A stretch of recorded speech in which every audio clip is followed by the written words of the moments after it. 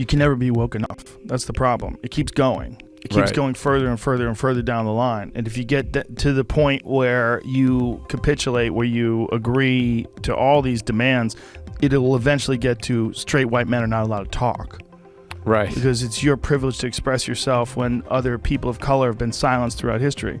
It will be, you're not allowed to go outside because so many people were imprisoned for so many years. I mean, I'm not joking. No, I know. It really will get there. It's that crazy.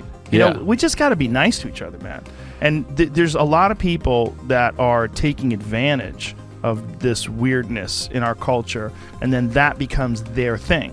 Their thing is calling people out for their privilege, calling people out for their position. That's popular podcaster Joe Rogan there discussing the downfall of cancel culture with his guest comedian Joe List. Rogan debates that there will come a time when white males won't be able to speak or go outside because they will offend someone. He says, you can never be woke enough. That's the problem. It keeps going further and further and further down the line. The comment was slammed by people who disagreed with the podcaster, but he tried to save himself by saying, you know, we've just got to be nice to each other, man. He came under fire last month after saying young people don't need to get the COVID vaccine, but later reassured his listeners that he was not a doctor, nor was he a respected source of information. During the episode, Joe Rogan and Joe List were discussing whether it was possible to make a good movie these days because of the threat of being cancelled is so strong. They went into great detail questioning if there had actually been a good comedy film since movies like Step Brothers was released back in 2008. Don't you feel like there's never been a ton of great comedy films? I feel like there's like a few a decade.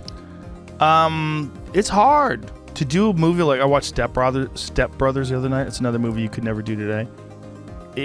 I think it's hard to do those. Like some people just like Judd Apatow's really good at making those kind of movies, or was really good.